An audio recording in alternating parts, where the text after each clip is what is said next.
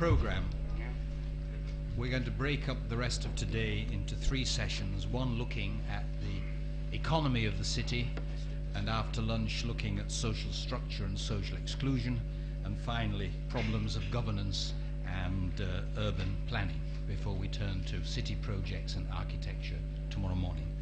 We have 3 principal speakers, because as you've heard, unfortunately, Saskia Sassen was not able to come from Chicago. First of all, Professor Paul Hirst, who's Professor of Social Theory at Birkbeck College, University of London, and Academic Director of the London Consortium Graduate Programme in Humanities and Cultural Studies. Well known, I'm sure, to everyone in this room, in particular as the co-author with Graham Thompson of Globalization in Question and many other books and articles, central publications on the question of globalization.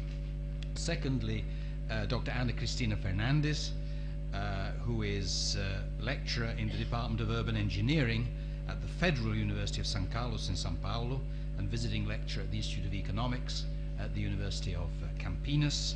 She graduated in the University of São Paulo and the University of Pernambuco, but did her PhD in geography at the University of Sussex.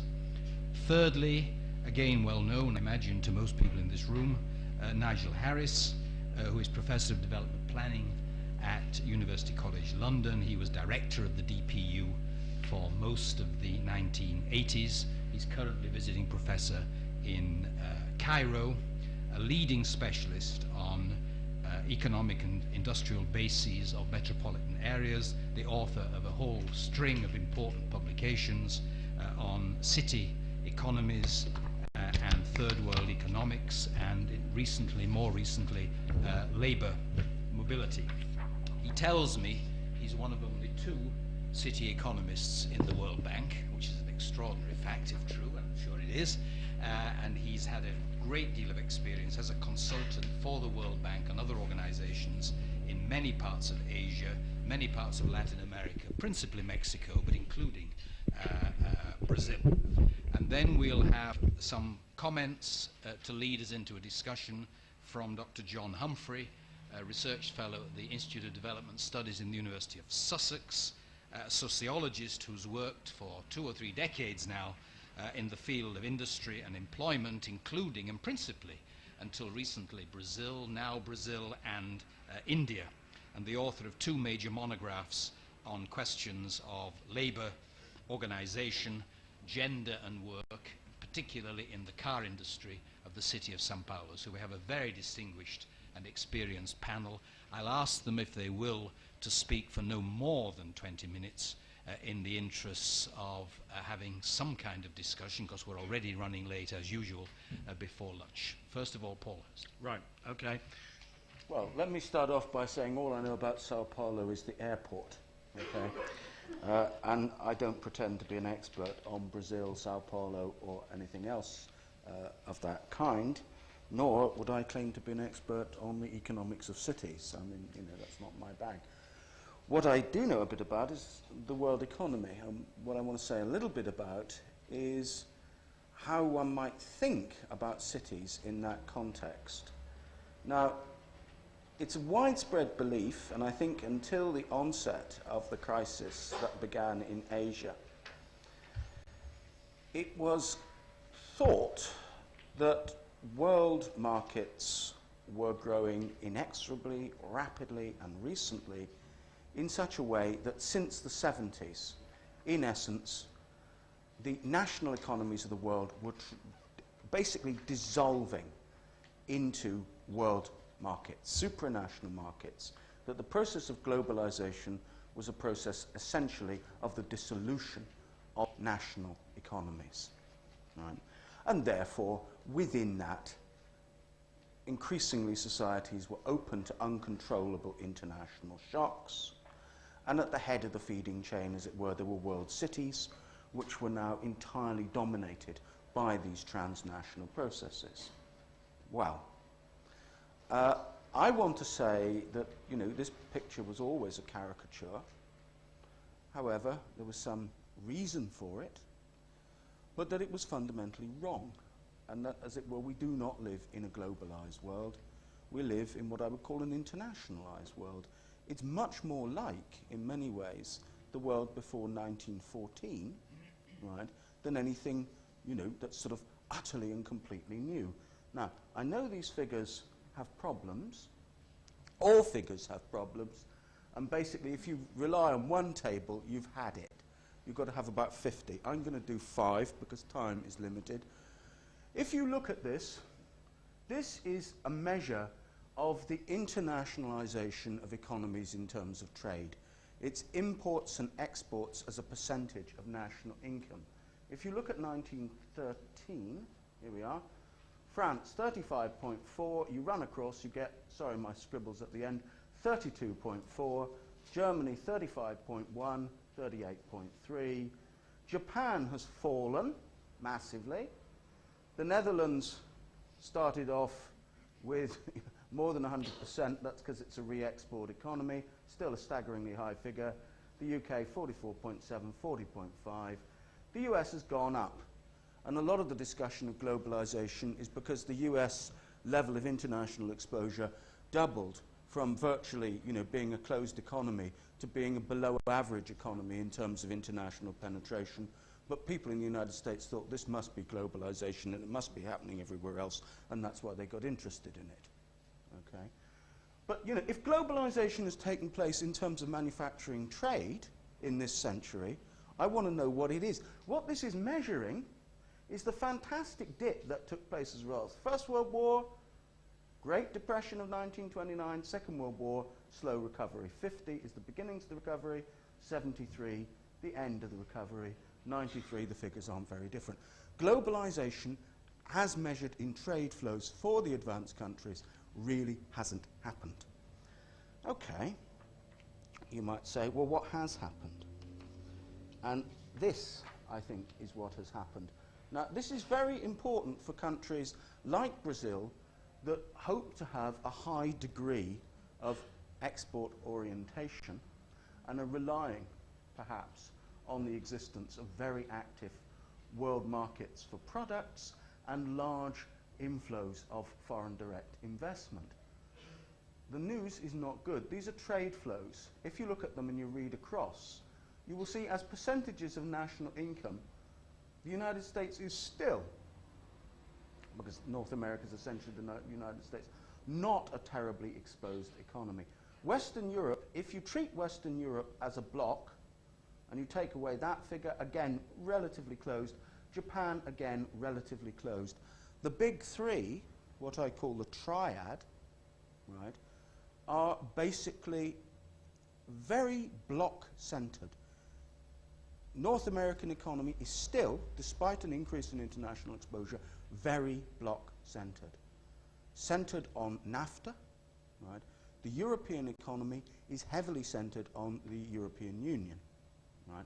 Japan is a half-block-sized country, right? But again, massively concentrated on the Japanese market. Now, what does this tell you? It tells you that we have a triad economy, right? That the world is not globalizing, it is consolidating within these blocks. And with the shift to marketed services, right, you will find an increasing tendency for economies to be block-centered.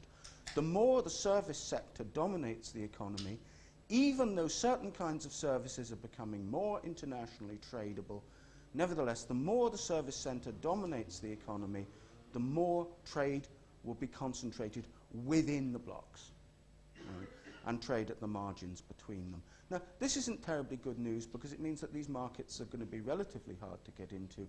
These economies are going to spend the great bulk of their national income on services inside themselves. Right? It's a triad economy. It's also, I have to say, because I spend part of my time saying to people in the first world, don't worry, the third world's not going to take your trousers off. But look at that. This is what makes you concerned about the triad economy. This is a champagne glass diagram. Look, the top, the champagne, the top 20% of the world's population, 82.7% of total world income. And then you go down to the, basically the stem of the glass, so you get 1.4%. 60% of the world's population gets 8% of the world's income, right? And of course, the 20% at the top is basically kind of, you know, by overwhelmingly the triad, right? And that really isn't changing. And that basically is pretty appalling, to be frank. Okay. Now, let me show you and quickly run through a set of figures which reinforce the points I've been making. Okay. Let me get that down there. Okay. Trade openness. These are slightly different figures from the ones I've been showing before. Imports and exports as a ratio of GDP. 12.2, 9.1, 8.6. These are not staggering levels of internationalization. Inward stock of foreign direct investment as a percentage of national income. 7.7, 13.4, 0.3. That looks amazing. If you take the United Kingdom out of that, it's about that for Europe. The United Kingdom is a seriously distorted economy in terms of foreign direct investment. It is what I call an over-internationalized country in an unglobalized world, right? And so it's distorting the figures. Then if you look at gross product of foreign affiliates as a percentage of GDP, this is the production that multinationals do away from their home bases in each of these three blocks. 5.9, 6.8, 0 can't be counted. These are still very modest figures.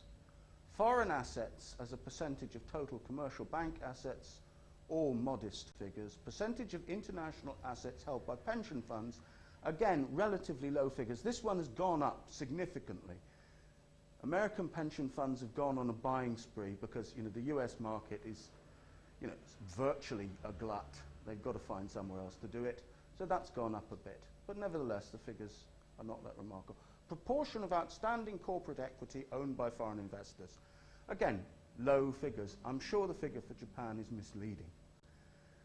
Percentage of foreign financial assets held by households. Again, very modest. What these figures show you is that, of course, we have an economy in which international exchange is important, right? But it is not an economy in which national economies are dissolving, right? The advanced world, therefore, will continue remarkably to trade within itself. What are called world cities very often are triad cities. You know, the triad cities are places like New York, Tokyo, London, Paris, to a lesser extent Frankfurt, right? What are they doing business with, right? The other two blocks, mainly in exchange of financial flows. Right? The triadization of those things remains, right? It is, you know, of course, all sorts of things happen in London or New York that deal with the rest of the world, but basically the heavy business, the big trading, goes on with the other parts of the triad.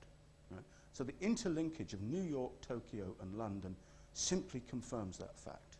Right?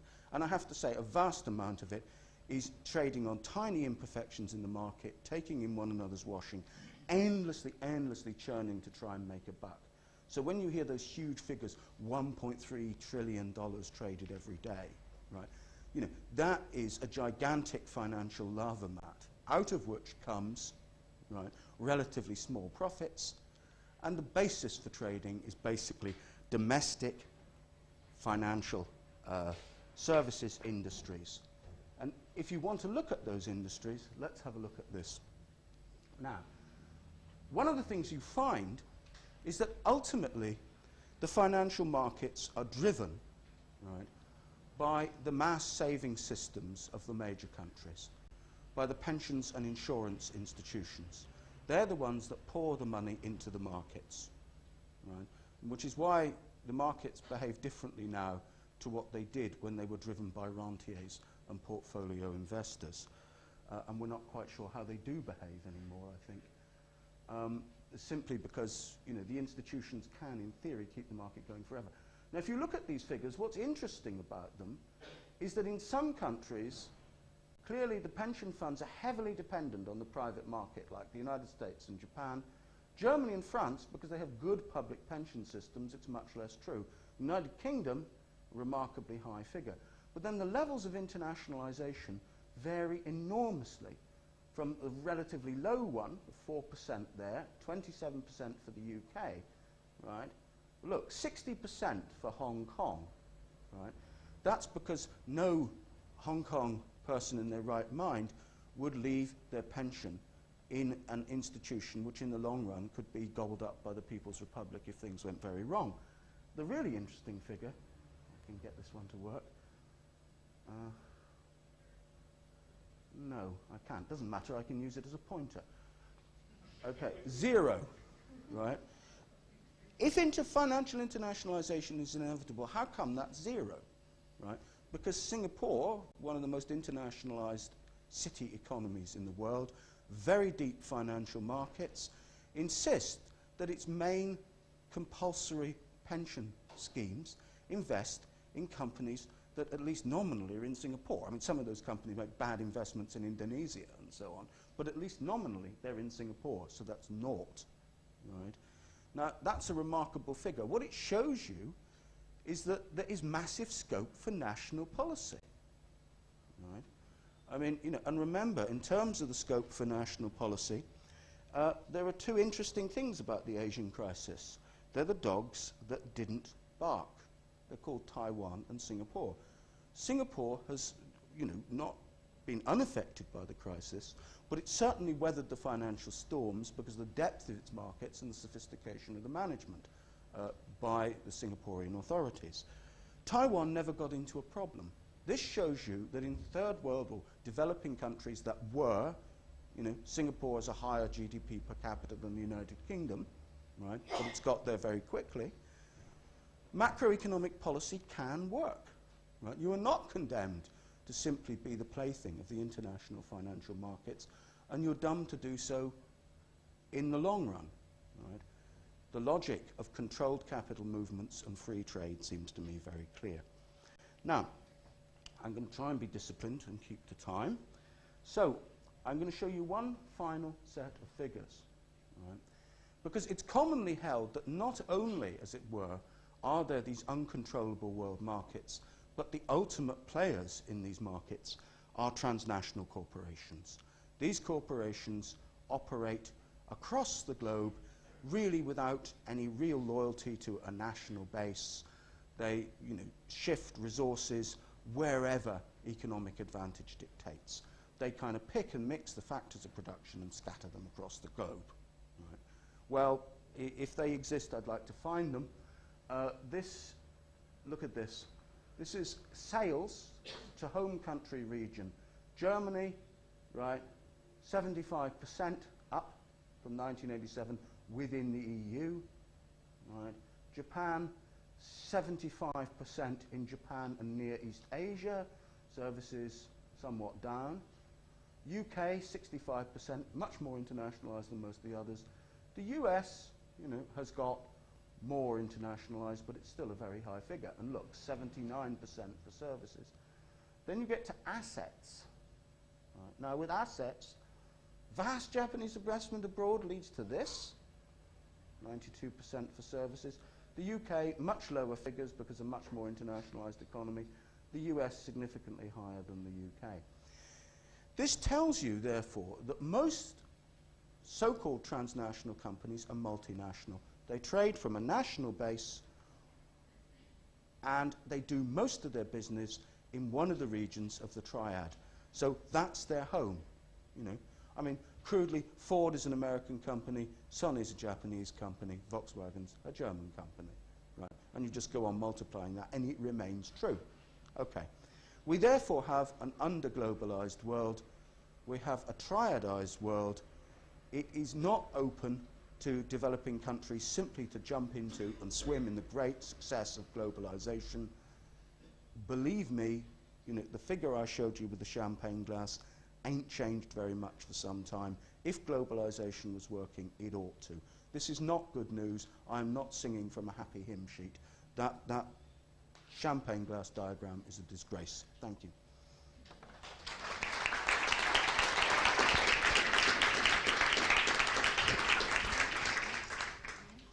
This is guessing only with the mood for the 2 days. I think we're in for a very depressing experience here. But we could always rely on Paul for a provocative and the big international picture. I think we'll keep to the order on the hymn sheet, I think, and turn to Cristina for some comments on Brazil in all this before we go back to Nigel for an international view again, I'm sure. Cristina. Thank you. Well, first of all, I'd like to thank the organizers for being here. It's a pleasure for me. And as Raquel, I must ask you for forgiving me for my English, my very bad English, and hope you can follow me well. I'm afraid it's my task to take you back to São Paulo, okay? After this global view, we've got to go back to São Paulo. And the focus of my speech here is about São Paulo's restructuring process. But I must tell you that this restructuring process must be understood as part of a long process which deals with the country's industrialization. So, as Raquel, once again, I must bring you back some time ago for you to understand the main changes that are taking place nowadays in São Paulo. As you know, and as Raquel has showed you in many of her transparencies, São Paulo's economy has been distinguished since the previous production paradigm, which was supported on the coffee economy, up to since 150 years before 1930. The state's economy was developing from first sugarcane plantation, and after that from the coffee production process. São Paulo city has been developed out of this coffee economy, but not only São Paulo city. This is a huge distinction as far as São Paulo is concerned, the whole state is concerned, as comparing to other Brazilian states. The coffee economy has built up this huge urban network in which there are several urban centers of quite important scale, which you won't find anywhere else in the country. I must show you what this looks like today, but it's not that much different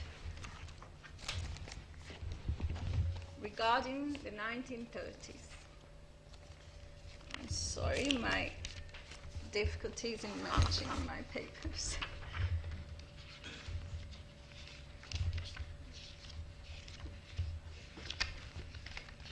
Right. Yes, please.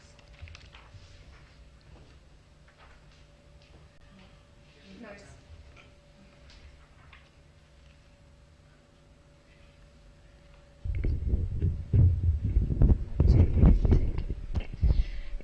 As you can see from here, São Paulo's metropolitan region, right here, the port, okay, Santos.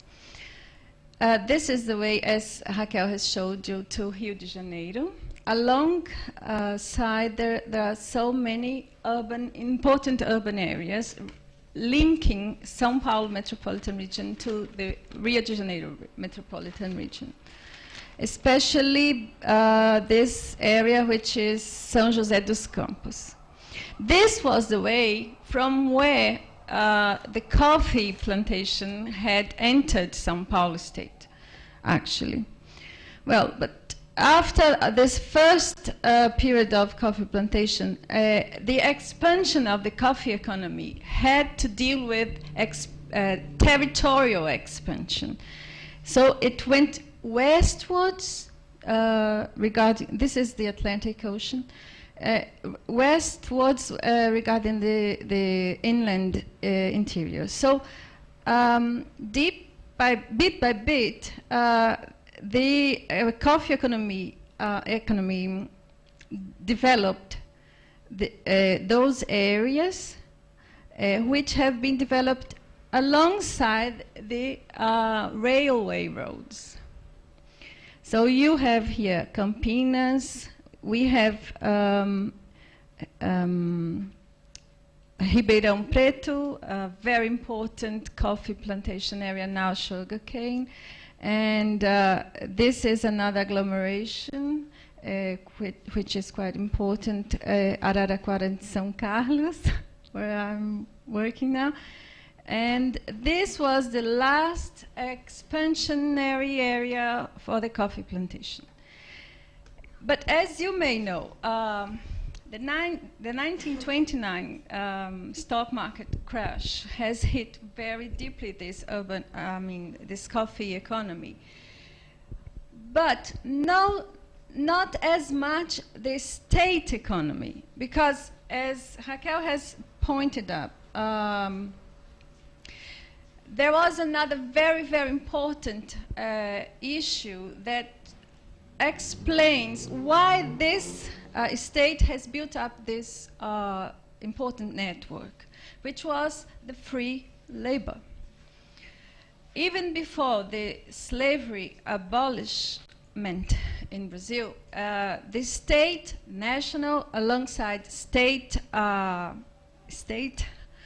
we had the free labor in the farm, the coffee plantations, but many of these immigrants came to the urban areas with their urban habits. So this was a very important issue for us to understand this huge urban network. Okay, well, this is up to 1930. What we have here is an urban network and São Paulo's capital being built by coffee, the coffee plantation. From 1930 onwards, everything starts to change quite a lot. And this was the first important period in São Paulo's economic restructuring. Okay, so I want to stick to this point. Our economic restructuring has started quite earlier than in the 80s or 90s, okay? As a newly industrializing country. The 1930s means an important change as far as the national state is concerned. Finally, although our republic has started quite earlier, it's only after 1930 that we start to build up a national state properly, with a national social and economic project which was heavily based on industrialization. So it is only from 1930s onwards that the cities start to become productive from the point of view of it is now housing the productive means which are going to develop the country's economy onwards. Okay?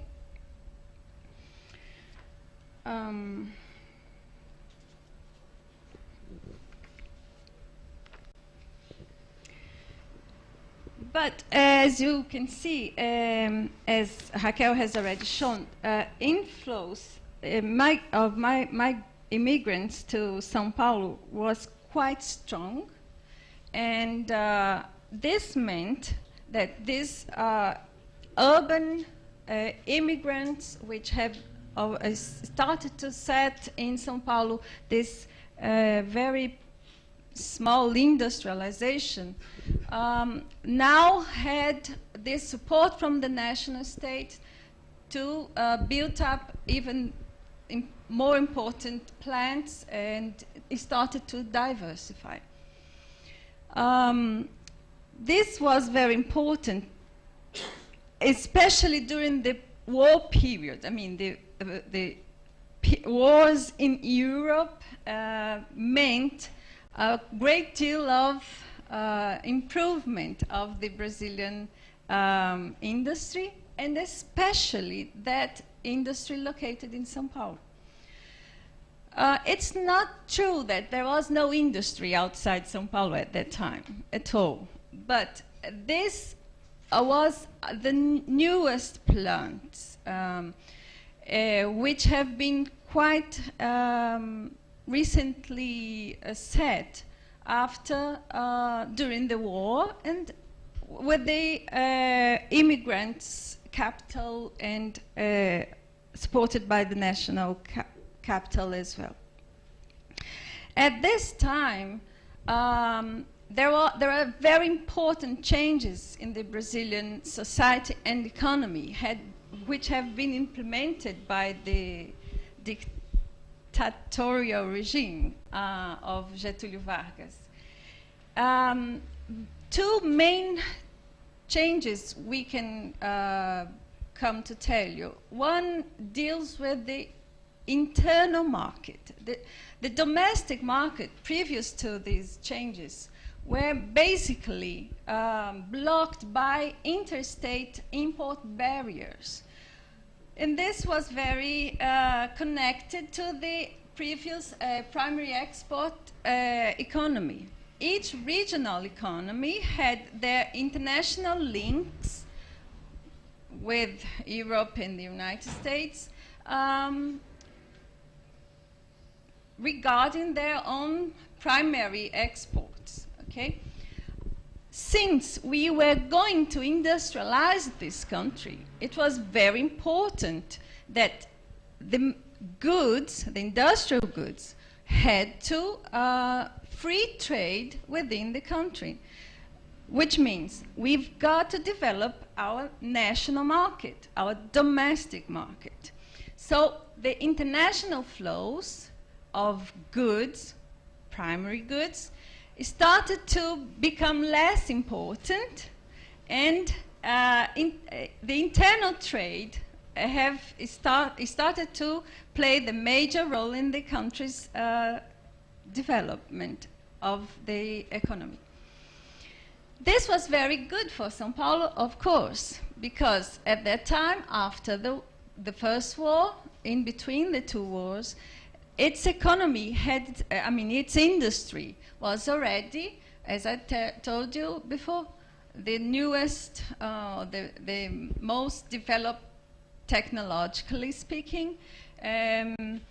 After the war, there was this idle capacity because they built up quite important plants, and this idle capacity was to be serviced by the integration of the national market. Okay? This is known as the commercial integration period of our recent economic development. During that period, migration, urban inflows, rural urban inflows were very, very important already, as Raquel has already showed you.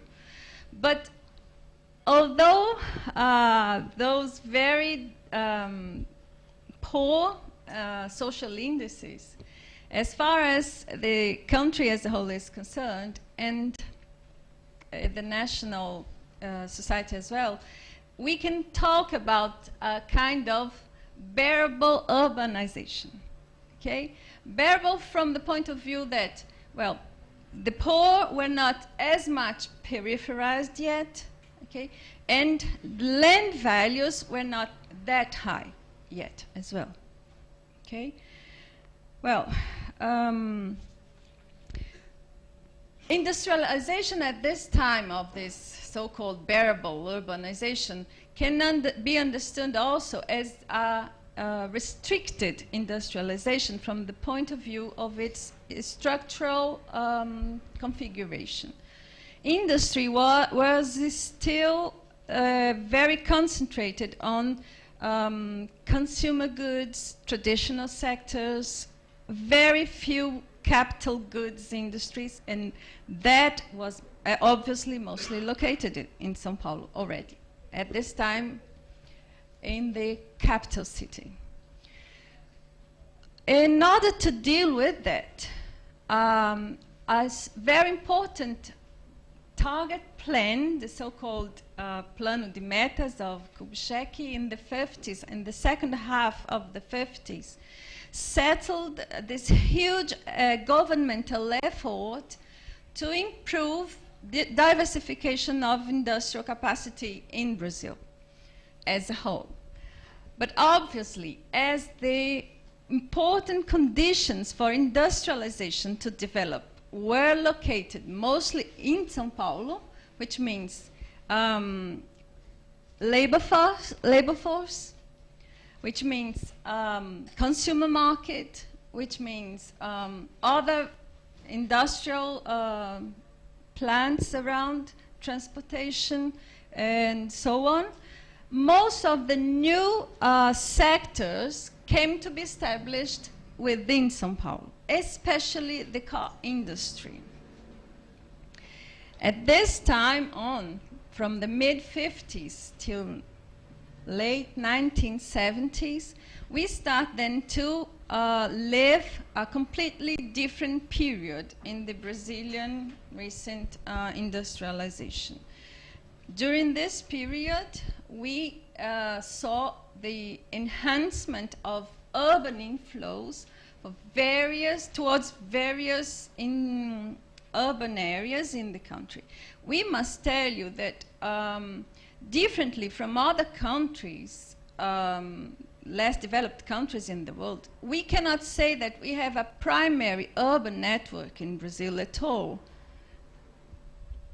São Paulo obviously is the most important and the largest metropolitan region, but we now can count 13 metropolitan regions in Brazil, and not only that, but over 200 large and middle-sized towns. So we have quite an important urban network, but mostly, the top cities mostly located on the eastern coast. Yeah, right, thanks. So the urban inflows followed many of those large cities, most of which were receiving bits of the target plans, subsidies, and benefits. But as we know, most of those benefits were diverted to São Paulo, so the population followed those investment flows concentrated there. So from 1970s, then we can now talk about a really chaotic urbanization, and this means not only São Paulo but all those metropolitan and large cities. Okay. This was very important for the country industrialization, and this industrialization, on the other hand, was differently from the East Asian tigers, were mostly based on three-pod capital structure. 1/3 government capital, state enterprises and public funding for private capital, Brazilian national large capital, and international capital. So most of this heavy industrialization, as we call it, from the 70s on, the mid-50s on, is mostly directed by this three-pod.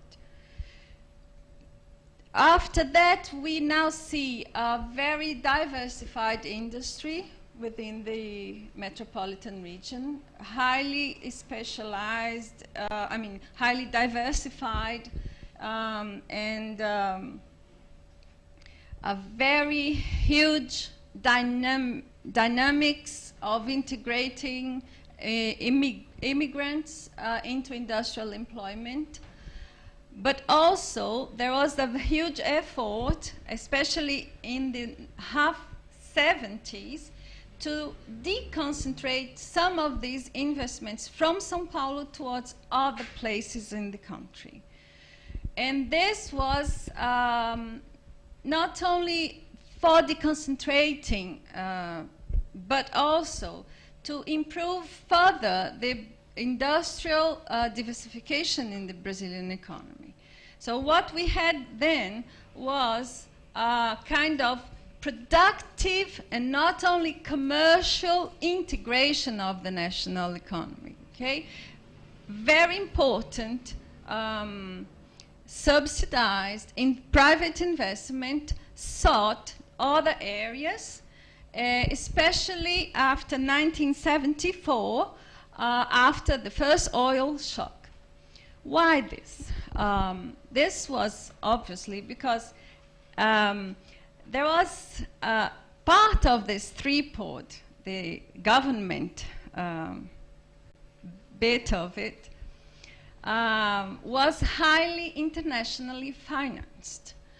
The country's revenues were not large enough to finance such a development. There was this huge effort, as I told you. So after the first oil shock, the country had to face quite an important restructuring, kind of restructuring again, in order to bring its import expenditure down due to the oil prices. And this meant that we had to improve some important energy-saving projects. And this was quite an important way of diversifying as well and deconcentrating. But after the second oil shock, as we had to borrow quite an important amount of foreign money, our external debt, our foreign debt, quite doubled or even more than that. So the 1980s had become an important period in which now we can see clearly that it's an unusual decade as far as the, okay, 2 minutes. As far as the decade, the economic growth is concerned. From the very first beginning of this century till 1979, say, we had this huge development growth rates, okay? From 1980s on till now, what we see is a completely diversing of this tendency. Now the curve has slowed down during the 80s, and in some cases has even came down. Okay. Well, this all has to São Paulo has all to deal about it. It is the center of this huge investment and governmental efforts which happened during the previous decades. It was able to attract both investment and labor force. So it has this huge income market and, a consumer market. As Raquel showed you, we have a very important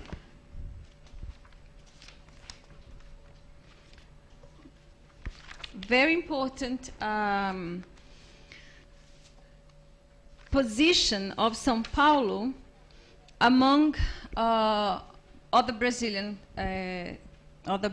cities, for it is really responsible for the diffusion of innovating technology, for it concentrates the financial markets in the country, for it concentrates the transaction among firms, for it mediates the Brazilian and international business transactions which take place in Brazil. So this is a very, very important condition or set of conditions for its importance as a place within this not as much globalized economy as Dr. Hirst has mentioned, but as far as the global network is concerned, São Paulo provides the international transactions with the necessary conditions for its necessities. But there is a perverse side of the same coin, which is poverty and the violence, which is now not only taking place, as you can see, it's a historical trend, but which is now becoming quite disturbing, at the point that now we can talk about explosive urbanization. Just for you to have an idea, police current events, okay? In 1983, murders were in the Great São Paulo, 33.9 per 1,000 people. In 1997, it raised to 71.2, which is even larger than Bogota. Okay. And not only this, the worst point is these murders occur especially among the youth. Okay, they are the most targeted people among the urban violence which is taking place in São Paulo. And most of it, obviously, is a result of this strong disparity, which is the history of the Brazilian development, but which seems to becoming nowadays even more perverse by this increasing gap between the richest, the modern, the innovative, connected to the global transactions, and those completely outside these new flows. Thank you very much.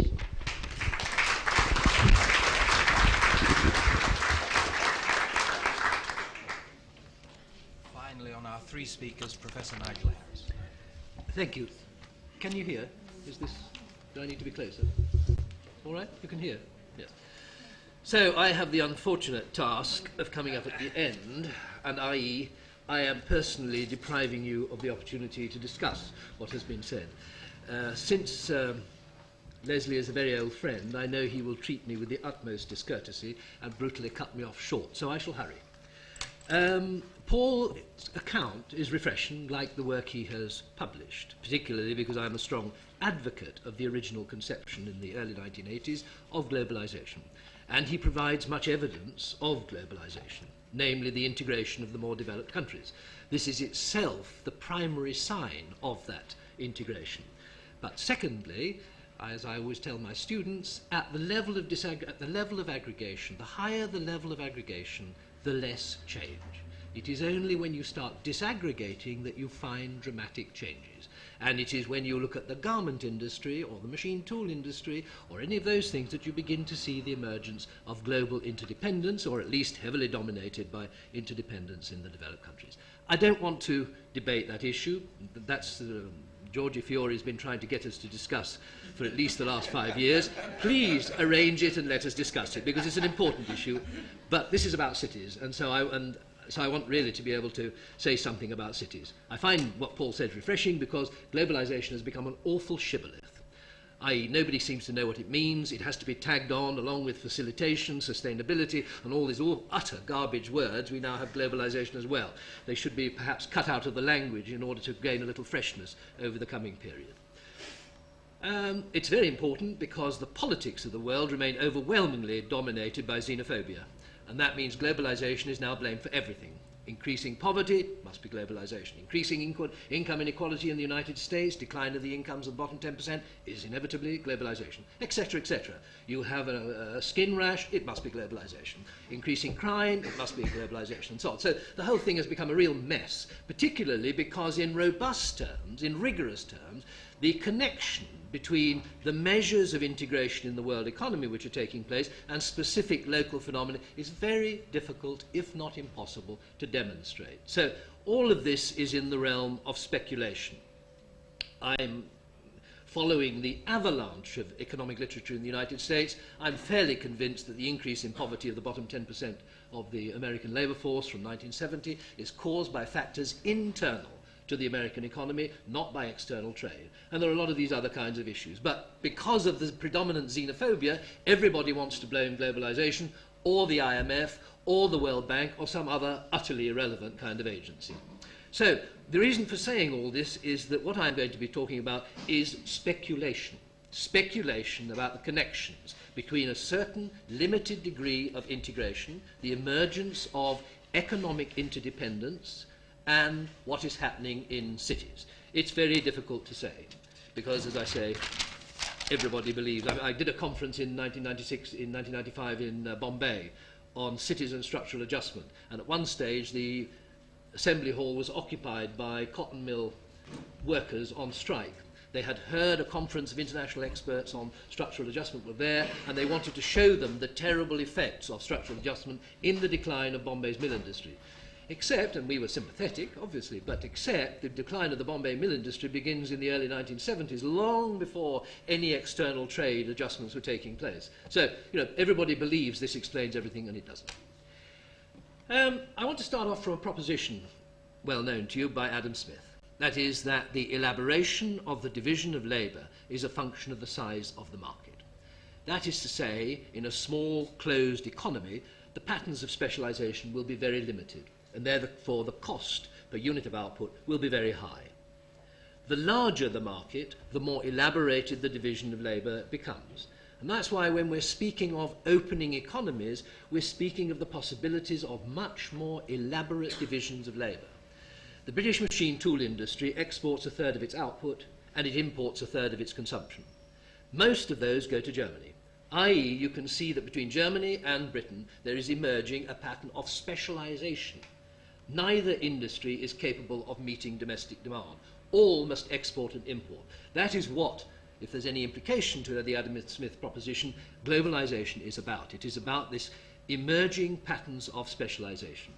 Of course, we must also note that what appears to be happening, whether by coincidence or by cause, is an increasing proportion of economic activity is statistically unrecorded, especially in cities. 60% of the economy of Lima, 60% of the economy of Kiev are said to be statistically unrecorded. So we must constantly remember that the base of the iceberg, very often, we can't see. We're only making judgments on a really rather superficial tip of the iceberg. But if there is a single global economy, in tendency, if not yet, if far from accomplished, emerging, superseding national economic entities, then we would expect increasing restructuring. We would expect that the old regime of relatively closed national economies would have obstructed the process of restructuring in relationship to global markets. That would be a kind of theoretical proposition. The question is it true? And if that restructuring takes place, it would affect both the national economies, the role of national economies in the global economy, and subnational economies, provinces down to cities, all of them being restructured in order to seek to exploit whatever the local comparative advantage is in a global division of labour. That process, however, coincides with processes of restructuring in cities, and it's very difficult to decide whether this is the result of globalization or the result of processes intrinsic to the system. In the same way, as I say, this immense debate in the United States about the decline of the bottom 10% incomes in the United States, it's very difficult to separate out what are the external factors and what are the domestic factors. So the same goes for cities. But we would expect that an economy coming towards a fairly rapid process of dismantling the external boundaries. These would be the interesting test cases, would experience the maximum restructuring. We have some limited examples. Santiago de Chile is one, for example. Deindustrialization in Santiago de Chile is closely related to the shift in radical shift now, very radical shift in economic policy. The same goes for Accra in Ghana. Again, approaching a point of severe crisis and then integrating macroeconomic reform program, integrating fairly swiftly, and a rapid collapse almost of the manufacturing sector in and around Accra. So there are a number of those kinds of cases which give us suggestions as to what might be the effect of this. However, as we've seen in the case of São Paulo, deindustrialization in big cities has been taking place for a very long time. It is not related to the external relation, simply to the external relationships. On the contrary, we might want to say that the old import substitution industrialization inhibited that restructuring. So what is now happening is the emergence of restructuring as the result that the process is taking place everywhere else, assisted by the immense effort, particularly in developing countries, to extend the scope of infrastructure, of power, etc., allowing manufacturing in particular to disperse along the main highways from the big cities. Deindustrialization, in contrast to the rapid concentration of manufacturing, urban concentration of manufacturing in the 19th century. That is producing, however, not necessarily deindustrialization. It's here that we need to remember that the city boundary represents nothing except the bureaucrat's pencil, i.e., or it represents a tax base, it represents certain judicial powers, certain kinds of political powers. It doesn't represent the economy. The economy has no boundary. If a factory shifts 100 yards across the boundary of the city experiences a loss. But that, of course, is an illusion because the labour force is drawn from the city, the capital is drawn from the city, and the market is the city. Nothing has actually happened. So we mustn't be misled by the boundary. People are all the time. Somebody once said to me, Bombay may be 25 million in the year 2010. I said, so? What do you want to do? You can bring in the boundary and make it 10,000 if you feel more comfortable with it. The people are going to exist whether they're inside the boundary or they're outside the boundary. The only purpose of that is to show you the arbitrariness of urban boundaries. They don't represent anything, and they don't represent anything, in the economy. But we can see that the spread of manufacturing, like the spread of population, is almost universal in big cities. And this is producing now not only very slow rates of growth in the largest cities, slow rates of growth in the existing larger cities, but of course other cities are entering the class of big cities. So the class of big cities may be expanding while each individual big city is shrinking. The growth is taking place on cities on the periphery. The manufacturing may be leaving the centre, but it is tending to relocate in cities far away on the periphery, up to 100 kilometres away. The classic here is Mexico City, or indeed São Paulo, the spread and population of manufacturing in São Paulo. Mexico City is even clearer, Toluca, Querétaro, Sahagún, Puebla, etc., etc. A whole ring of manufacturing cities serviced by the city in the centre. So the big city is becoming a servicing centre. I'll come back to discussing what those services are. The same thing is happening, I believe, in India, between Bombay, Pune, Nasik. Bombay is deindustrialising. If it were not for the government policy, that process would take place incrementally. It isn't taking place incrementally. The same kind of devastating urban blight is occurring in Bombay as the mill industry collapses, trying to be held up by the government, as it were, but too little and too late. Nonetheless, a very large manufacturing region is emerging. In terms of geography, that's important, even if it's a different matter, city administration. The classic is the Pearl River Delta in China. That is to say, with two giant servicing centres, Guangzhou, 6.5 million population at one end, Hong Kong and Shenzhen at the other, and between them, down the river delta, a scatter of industrial villages, towns and cities. So this is a kind of, seems to me, the prototypical form of what is happening in terms of the manufacturing economy. So it isn't that cities are simply deindustrialising, they are becoming the logistical management centres for very large industrial regions, even though they may have no manufacturing. Now, cities are therefore faced in an open world economy with open competition between cities. And this is affecting, again, at this disaggregated level, notice, this is affecting, reshaping the perceptions of mayors and city managers almost universally. They are attempting to reinvent the wheel, particularly in Latin America because of the radical decentralization. Bogota suddenly finds itself confronted with competing with Lima, or with Caracas, or with Mexico City. Mexico City suddenly finds itself competing, not dominating it, worried about too big a population. Now the question is, can it compete with Los Angeles, Galveston, Toronto, etc., etc.? So these much larger regions are forcing city managers to think about their economy. It's remarkable. Hitherto, I remember once, years ago, having a talk with somebody in the Federal District of Mexico City and saying, somebody here ought to take the economy of the city for seriously. He said, what? I don't care about the economy. This is a political post. We're ascending to the presidency. We don't care a damn about the economy. The economy takes care of itself. That's a national government prerogative. i.e., city managers now are exactly the same thing in Bombay. I did research on Bombay in 1972 and interviewed masses of businessmen in the Mill Owners Association, and they said, Bombay? We don't care about Bombay. No, I can fall through a hole in the ground. Our only interest is getting on the plane to Delhi to sit outside the minister's office. And that's where we get our profits from, is in Delhi. Now, when I went back, gave some lectures in 1993, the businessmen are flocking in because they say the condition of Bombay is necessary condition for our profits. We have to do something about this city in order to ensure. Why? Because now we're competing with Singapore. This is a different ball game altogether. Singapore is so far ahead of us, unless we radically set about changing Bombay, we will not be able to compete with Singapore. So now this is a new agenda. Whether you want to call it globalization or not, it is affecting city managers. What sorts of services? Well, the most obvious one is finance and business services, which is radically transforming central business districts around the world. London, restructuring, loss of 800,000 jobs in manufacturing, and now, and at the end of that process, had 800,000 in finance and business services, an immense concentration of people. Information industries.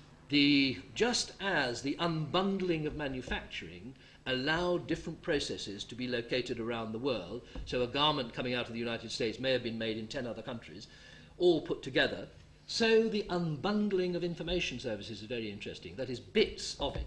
Take the library of the University of London. As far as I remember, it's online up from 1982. What is the cost of loading it up to 1982? Very high. Where will it go? To the developing countries. And developing countries are emerging with a stronger and stronger comparative advantage in terms of information industries, loading, unloading, processing, but then moving on to software programming, as in Bangalore and Mumbai and South China now, all sorts of centres of software programming, locked into California, certainly, but nonetheless developing a global network of servicing. And lovely things like Manila now draws Walt Disney's cartoons. Shenzhen now handles most of the real estate transactions in Japan. Manila handles British criminal records. Barbados handles Canadian medical records and American Airlines. Bombay handles Swiss accounts, and so on, Swiss airline accounts, and so on. So you can see already in the service sector, contrary, I think, to what Paul was implying, that the developing countries are emerging with a significant advantage, and that will lead to unbundling and the creation of the same kind of global networks in the information industries as has occurred in manufacturing. Retail and wholesale trade, again, a very important probably the biggest single sector of employment in many developing countries, and a key to tourism. Singapore's whole approach to the retail trade industry matched to the development of its airport in order to capture a major tourist flow, or Panama doing the same thing for the Caribbean. Using the retail wholesale trades as an export industry linked to the tourist industry is very important. Thirdly, and this is a very fascinating one, is the conversion of non-tradable goods, non-tradable services into tradables. Non-tradable means those things produced for domestic consumption, which are not thought to be capable of surviving in commercial activity, except that they are. Higher education is rapidly becoming a tradable export, i.e. universities are out around the world trying to recruit. A lot of you here therefore constitute part of British exports, i.e. insofar as you bring money into the country in order to take higher education, then you become a British export.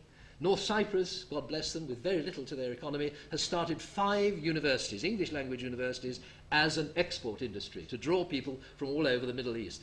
So here is an area, and some of these universities are enormous size. I'm in Cairo, there are 500,000 students in Cairo. That is, as a generator of economic activity in the wholesale, in the retail trades, wholesale trades, accommodation, transport. These are immensely important economic factors. And governments are slowly beginning to think about higher education as an exportable. Medical services.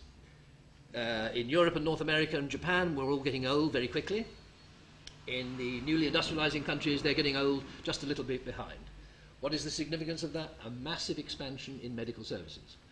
If you travel from La Paz, from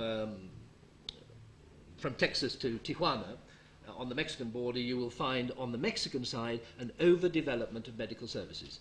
About 1.5 million aged Americans travel down from the Midwest to the border, and all of them need medical services. And they cost 1/3 less in Mexico than they do in the United States. So Mexico is developing now a significant advantage in medical services, particularly related to the aging of the population. Singapore has long done so, building the universities, the clinics, the laboratories, in order to capture the high income or middle income medical tourism in Southeast Asia. Bogota is highly specialized now. Their free trade zone started off from the proposition we have a significant advantage in eye surgery. Let's start package tours to have your eyes fixed. That is to say, we offer Americans in New York a whole package tour which includes the convalescence, the operation, the entertainment, everything else. Barcelona, I was in Barcelona and mentioned this to them, and they said yes. They were Republican refugees in 1938 who fled to Bogota, taking their comparative advantage with them. So, and culture. This is one of the least explored areas of city activity, but now becoming economically extremely important. The study of 1991, the London Global whatever it was called, silly title, estimated 215,000 people in London are employed in the manufacture and delivery of culture. I'm deliberately using those Philistine terms in order to emphasize the economic significance of culture, that London is becoming an important international supplier of culture. And what fascinated me was that it has a competitive advantage in music. No composers, I thought the British were all tone deaf, but nonetheless it is the second, one of the top 2 music centres in the world. So all of these are part of the recreation of the cities, along with festivalisation, the holding all those sports competitions, Barcelona, and the reason I'm rushing is because I don't want to. You know, he's going to hit me in a minute. So all of these are a whole complex of activities in which cities are struggling to find a specialised definition in a global market. It is in the first instance a market, to use Paul's phrase, of the triad, but in time it's going to spread out to other markets too. Crucial to it is the junction function of cities. That is, the points of the switch points in flows of people, cargo, information, finance.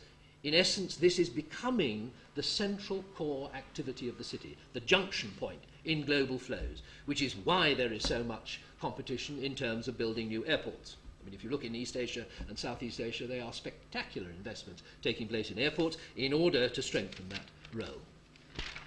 The last point is that the traditional agenda of municipal reform now assumes a new economic significance. What is the point of going to Bogota to have your eyes fixed if you get your brains beaten in? What is the point of going to Singapore if you catch diarrhea? What is the point? I mean, if cities are filthy, disgusting, badly organised, large traffic jams, very noisy. I'm in Cairo. You can't imagine the cacophony. It's the noisiest city I've ever been in. All of those things affect, therefore, the creation of a servicing city, a new agenda for economic management of the city, but one in which the water supply system has got to work. It has not got to mean that anybody who visits there is liable to be involved in an epidemic. Crime, order, all that traditional agenda of issues now becomes economically significant. So the restructuring of the city, this restructuring is not the result of globalization, but in all those countries which had separate national capital projects, the integration, the macroeconomic reform program, is now meaning that those processes are accelerating. And I think that's one of the most, although it's speculative again, it is one of the most important elements. So it isn't caused by it, but it isn't caused directly by it. 2 last points. I believe that the integration of the system is set to continue. Still, the question of populations, the populations of the world are the least integrated. They are all locked up in their national ghettos with dog passports that they have to carry, dog licenses that they have to carry around, immigration visas, all that garbage on the airport. So the populations of the world have not inherited integration. That is the last great barrier to global integration. A factor, I feel, which will force the pace of that is aging of Europe, North America and Japan, and then the newly industrializing countries. Aging means an increase in labour-intensive demand for labour-intensive services, at just the point of time when the active population in Europe and North America and Japan is set to shrink most radically, and the young population. That is going to make labour costs very high. That is to say, labour costs in the active age groups are likely to increase steadily up to the year 2020. And that in its turn means the misery of the aged, unless there is either a relaxing of immigration controls or the aged migrate to the developing countries. Those seem to me the two options, and that in its turn poses a problem which I think will lead to increasing decontrol of the controls on the movement of population.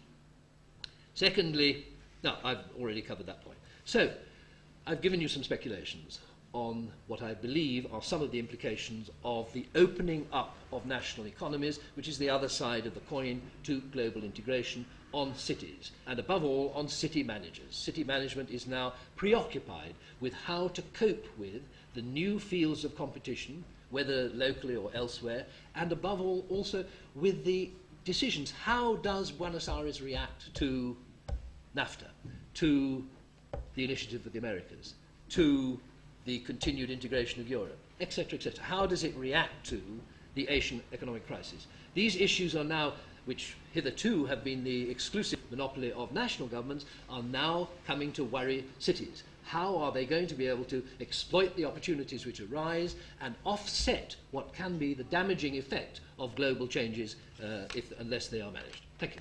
Sorry to rush you.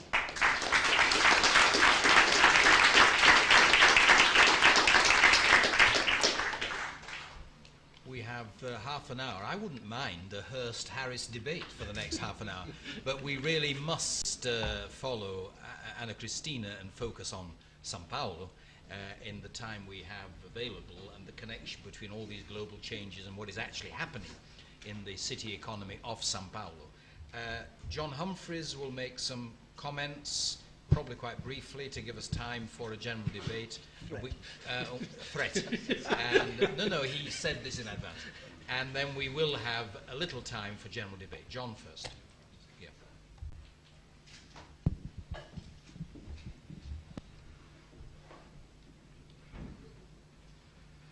Well, first of all, I think I must make a mental note never to accept to act as a commentator on 3 papers of which I've had absolutely no advance notice of their content. I feel like the leader of the opposition after the budget speech, where you're taken by surprise by a few late points that you hadn't anticipated. But let me try to link some of what's been said to the case of Brazil and São Paulo. First of all, I think Paul is right to say that the degree of trade openness of the global economy now is no different to what it was in the First World War period.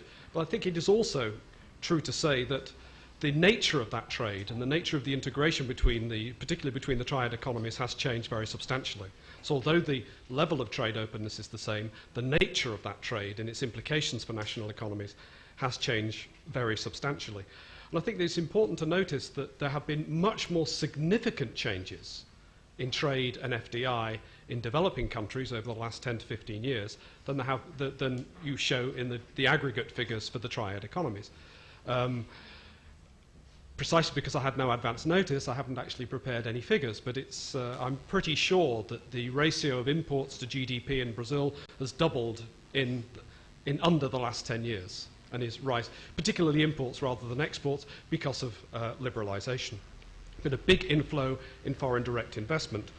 And in the area that I particularly work in, the auto industry, there's been an enormous restructuring of focusing on regional markets, much bigger imports and exports of components and a restructuring of parts of the industry, beginning to restructure towards global markets and a global role, as in the case of the Fiat Palio world car. So I think we are seeing very significant changes. Now, what does that mean for São Paulo? Well, I think obviously São Paulo is deindustrializing and has been deindustrializing for a long time. Although most of that deindustrialization is not from São Paulo out of Brazil, it's São Paulo to other regions in Brazil. But I think possibly that process is accelerating precisely because of the restructuring of the economy as a whole. And again, you see this very clearly in the car industry with this enormous inflow of foreign direct investment and a lot of firms, a lot of companies relocating out of São Paulo and all the new investment largely taking place outside of the região metropolitana, the metropolitan region, and also outside of the state of São Paulo itself, hence the crisis of ABC and what it can do about the car industry. So in a sense, São Paulo has lost it's lost the role that it had in the import substitution period as the manufacturing powerhouse and also the network center for the São Paulo state manufacturing powerhouse, and it needs to find a new role within the economy. Now, and what we see, we can see that, the other thing I regret not having done, because I didn't have any advance notice, was to read some of the sort of Stauper and Scott, that type of literature on global cities and networks, global networks. But it seems to me that, we think that London and New York and other large cities have reinvented themselves and transformed themselves from what they were 10, 15, 30 years ago. Can São Paulo make a similar type of transformation, and what type of transformation would it like to make? Well, I think it's an open question. What kind of role São Paulo should be seeking? Should it be seeking a national role within a transformed Brazilian economy? Should it be seeking a regional role, either within Mercosur or within Latin America as a whole? Or does it have to start thinking about a global role? And what type of global role could it have? I think a global role is very difficult, but I think there's a possibility of a regional role.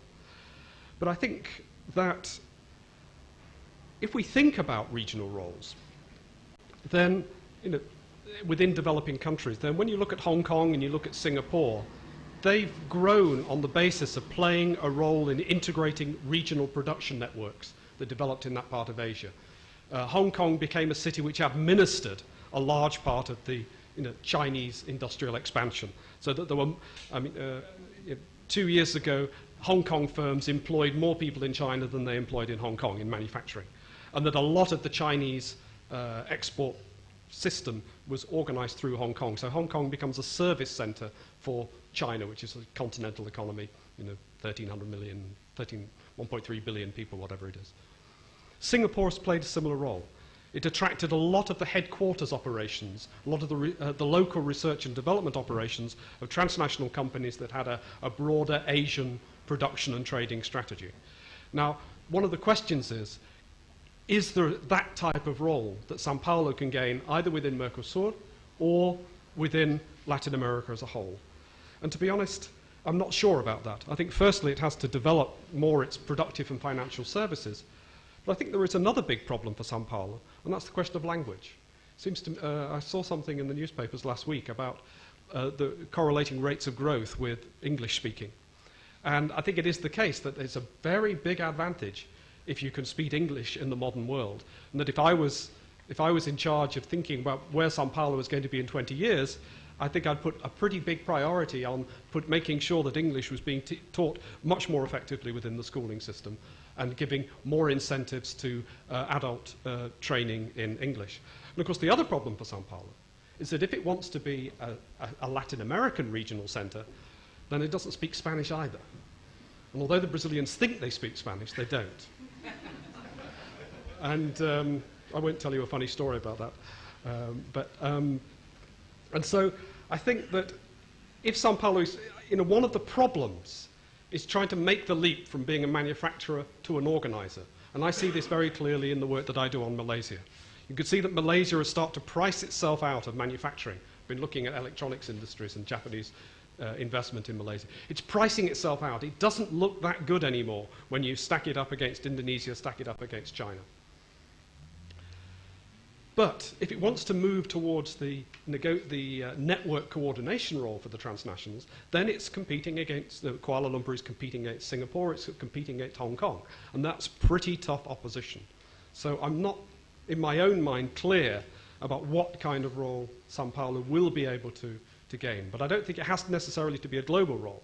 But I think it has to think more in terms of a regional role within Latin America as part of its strategy for generating employment and doing something about the social crisis that Cristina pointed out so markedly in her figures on crime statistics. Thank you. Thank you.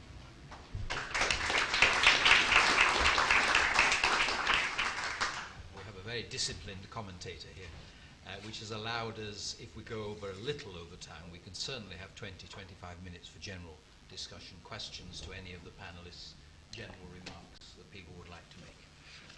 Who would like to go first? Eds? Yes?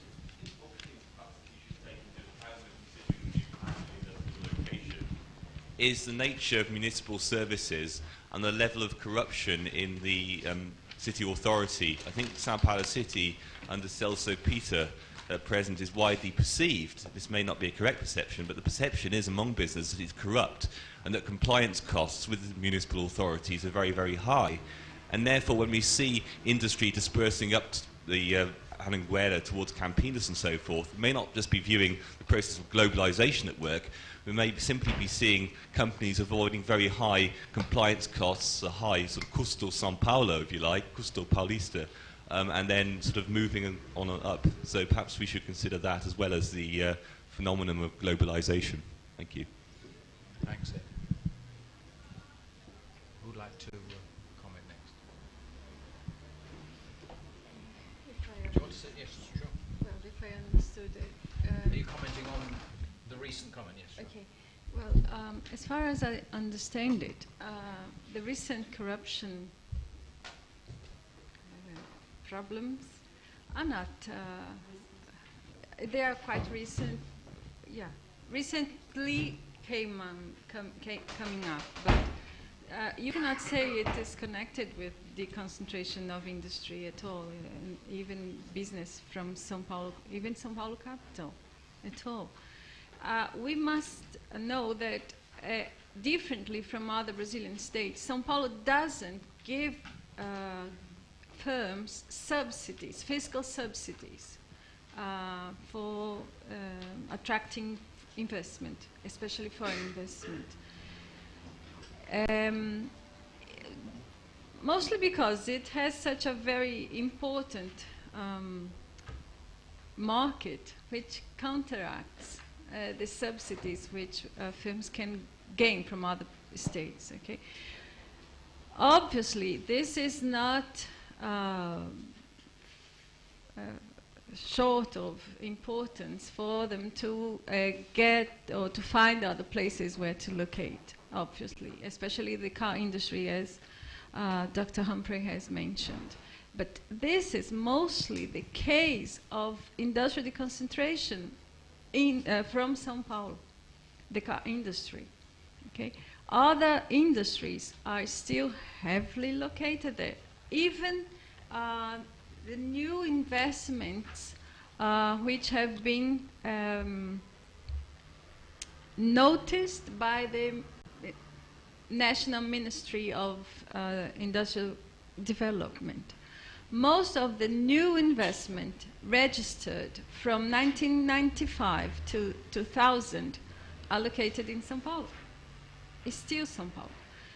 Not only that, within São Paulo, the majority of this investment, registered investment, which doesn't mean actually realized investment, is located in the metropolitan region. Okay? And the second thing is, obviously, São Paulo's costs are important for the industrial deconcentration, such as unions, environmental problems, the value of land within the capital, the traffic jams, and also this important rail and road network which connects these urban centers I've showed you before. So it's very rapid and easy to get a plant from Campinas and transport its goods to São Paulo or any other place of the country. It's only 100 kilometers away. Thanks, Cristina. Any other comments from the audience? Incredibly quiet this morning. Yes. I wonder if you could tell us from São Paulo's point of view, the sort of response to the points that Nigel and, as I said, John Humphrey was raising about a changing consciousness in the city of its need to think of itself within a more global competitive marketplace, not just in terms of economic restructuring, and I'm sure there is a very intense, from the political point of view and theoretical point of view, debate about the economic restructuring, but how that links through to questions of criminality, to questions of pollution in the environment, to questions of transportation, so that a more holistic debate, is that emerging at all within the idea of government in São Paulo, or is it still a very fragmented and very difficult picture?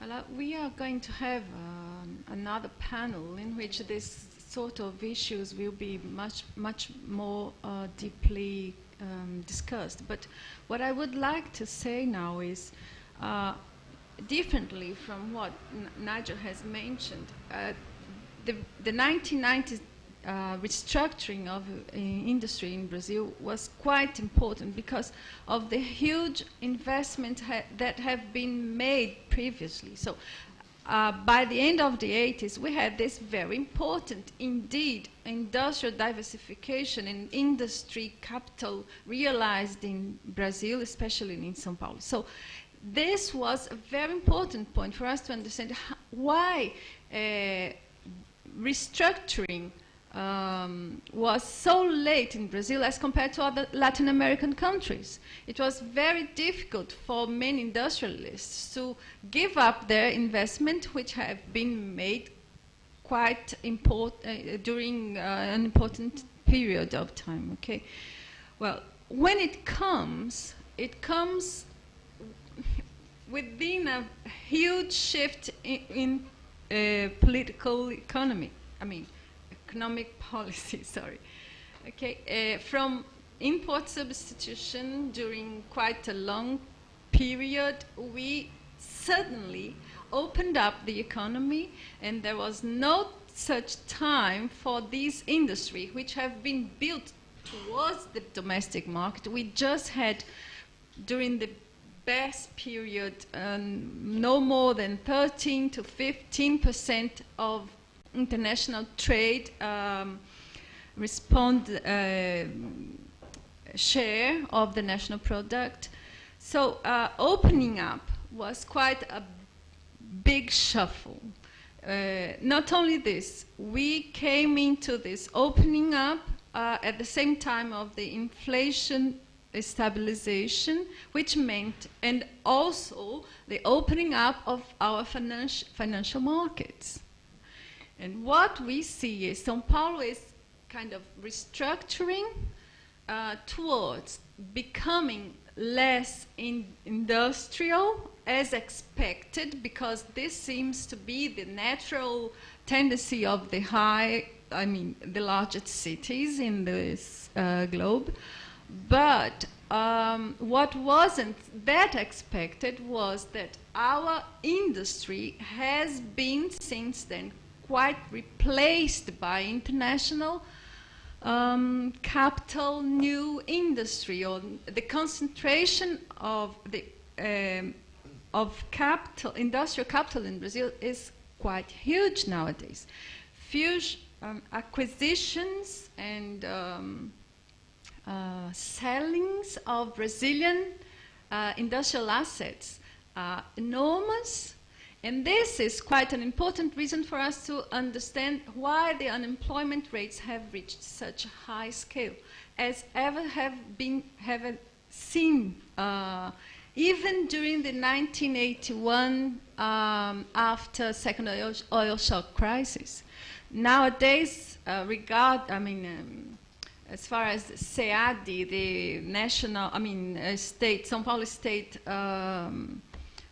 statistical institution, São Paulo has now 17% unemployment, which is well above everything we know. So this is why the capital city and the metropolitan region has been so much affected by the recent restructuring, as it was the main industrial area in the country, okay? Well, but at the same time it happened during the late 70s and 80s, the service sector had been developing since then. So when we come into the 1990s, especially after 1994, the real plan, stabilization plan, this service sector was already well diversified, modernized. Financial services have become quite important, even because of the inflation period. For the bank system to get strong profits from the inflationary process, they built up this huge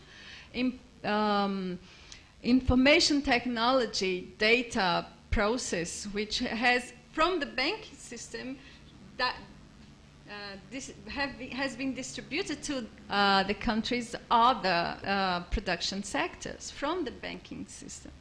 So, sorry. No. Very quickly, we really are running out of time. Okay. So I think you made the point very much there. Because Raquel wanted to make a quick point, I think. Gabriel came to life over there somewhere. And I did want to give Paul a chance, because he spoke first. He may want to comment on some of the other things that have been said, because he spoke right at the beginning. Raquel, quickly. In response to John, it's not quite sure that industry have left the state of São Paulo and to other regions in Brazil. If you see the figures, well, this is until 94 at least. You see São Paulo metropolitan region dropping from 64.4 to 53.5 of total Brazilian added value, okay, which is quite significant, more than 50% of the Brazilian added value. Then the city dropped more radically than the metropolitan region. Other cities of metropolitan region raised a little bit to compensate the drop of added value in the city. And then in terms of São Paulo state, it was an increase in the share. So that means that manufacturing industry, basically, who really adds more value, was not decentralized, not at all. It is centralized in São Paulo state, and it is 100 kilometers from São Paulo, scattered 100 and 150 kilometers around São Paulo, and reproducing the same scheme of territorial exclusion around those new centers. So I don't see that much change for a while in this issue. Thank you very much. It's Gabriel? 56 now.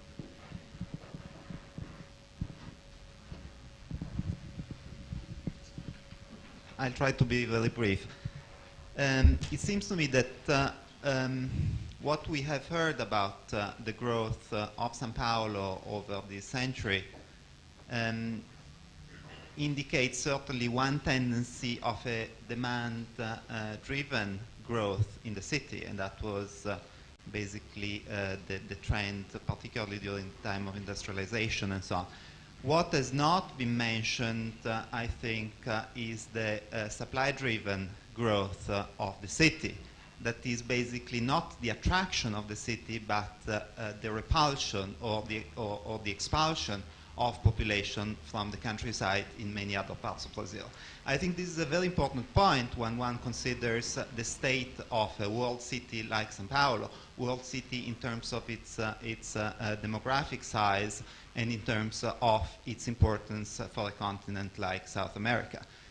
Why am I saying that? Because I have an impression that if we disregard the second bit of the growth of a city, we are not really considering what is at stake today.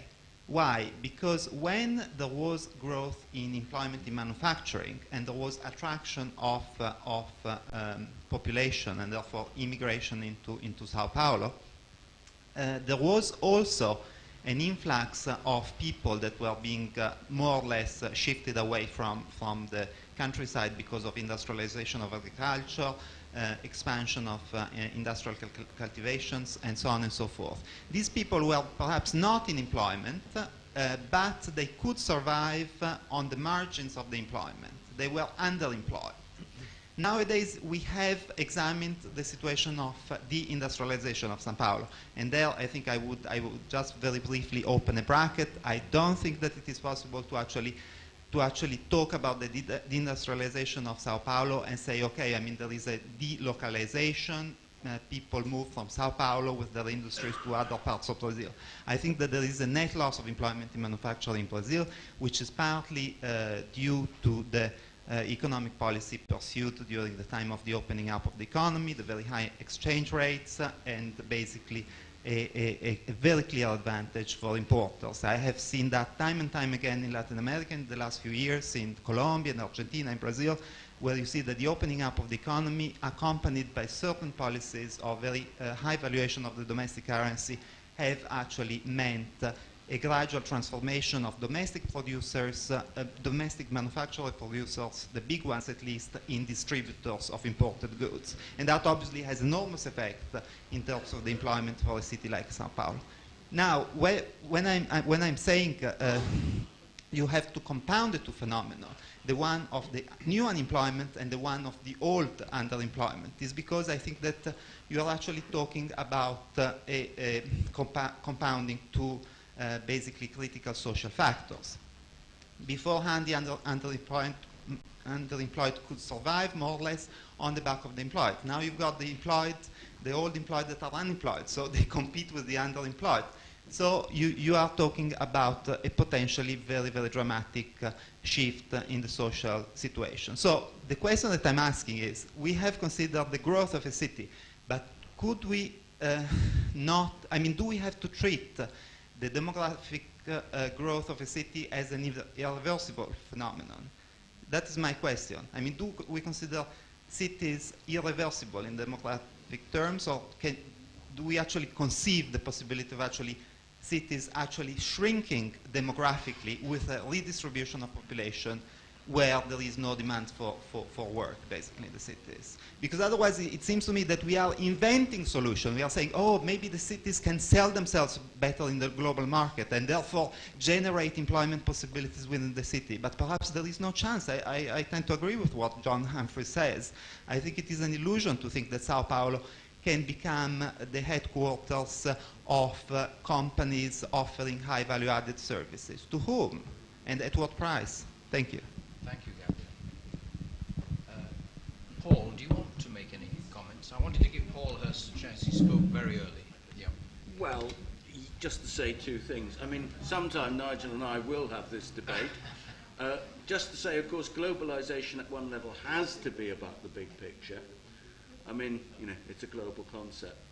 I mean, a lot of what Nigel said I agreed with about specific instances. Although these things go backwards and forwards, we could have a very detailed debate about the service sector and look at the ways, for example, that the printing industry was farmed out to places like Bangalore, and then it stopped. It came back. These things go one way and then they go the other. The other thing I'd say is that you have to remember the enormous extent to which these things are policy driven. Now, I'm no great expert on Brazilian economic policy, but it seems to me that a lot of the problems of the Brazilian economy have been derived from successive mistakes, right? Excessive reliance on, basically import substituting investment. Excessive foreign borrowing in the 70s. Incautious openness to capital movements in the late 80s and 90s, and so you go on. I mean, if you go on with those things, Of course, the problem is, it's like the Irishman who, you know, being asked, how do you get to Skibbereen, and says, well, I wouldn't start from here. I mean, it's easy to say this, and from a country that makes specialization in macroeconomic error, I'm hardly kind of preaching rectitude to you.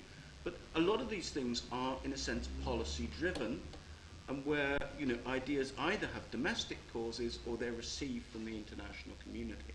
And I think one of the things we have to look at in the long run is more nationally robust and cautious macroeconomic management. And there, you know, you should look at places like Taiwan, for example, which are interesting. Thank you very much. Where's George? Shall we close now?